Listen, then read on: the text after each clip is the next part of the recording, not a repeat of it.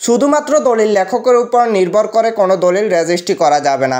আপনার দলিলে যদি কোনো ভুল ভ্রান্তি হয় তাহলে আপনি ওই দলিল লেখকের উপরে কোনো দোষারোপ করলেও কোনো লাভ হবে না।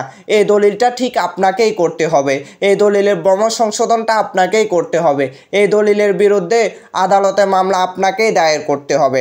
তখন আপনি দলিল লেখকের কাছে গিয়ে কান্নাকারি করেও কোনো লাভ হবে না, যতই কথা বলেন কোনো লাভ হবে না। তাই আমি সবাইকে এই ভিডিওটির মাধ্যমে জানিয়ে দিতে চাই, আপনারা যখন এই দলিলটি লেখাবেন শুধুমাত্র দলিল লেখকের উপর নির্ভর যদি করেন তাহলে আপনারা বড় বিপদে পড়বেন। আরও একটি কথা, দলিল লেখকেরা যখন দলিল লেখে একদিনে অনেকগুলো দলিল লেখার কারণেও তারা অনেক সময় ভুলভ্রান্তি হয়ে যায়।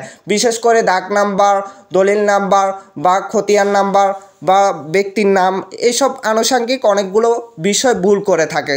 তাই যখনই আপনি দেখবেন যে এই দলিলটি সাব রেজিস্ট্রারের কাছে নিয়ে যাচ্ছে তখনই ভালোভাবে চেক করে নেবেন এই দলিলে কোনো ভুলভ্রান্তি আছে কিনা। আর ভিডিওটি বেশি বেশি শেয়ার করে দিবেন, অনেকে এই বিষয়টি না জানার কারণে অনেক ভোগান্তির সৃষ্টি হয়।